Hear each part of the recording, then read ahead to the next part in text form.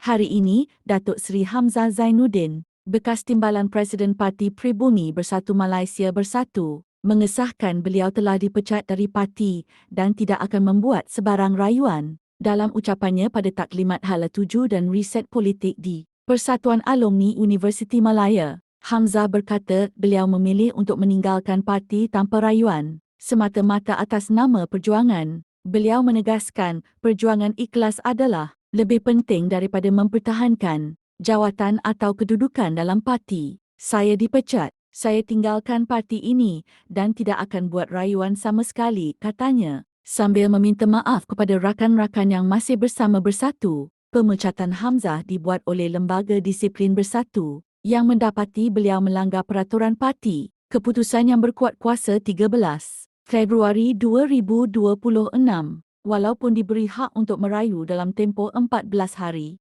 Hamzah memilih untuk tidak mengemukakan rayuan mahupun membawa kes ini ke mahkamah. Walaupun hilang keahlian dalam Bersatu, beliau tetap menegaskan perjuangannya tidak akan berhenti kerana beliau kini masih ahli Parlimen Larut. Hamzah turut mengisytiharkan dirinya sebagai penentang nombor 1 kepada Presiden Parti dan akan terus memperjuangkan apa yang beliau anggap benar untuk masa depan bangsa dan negara.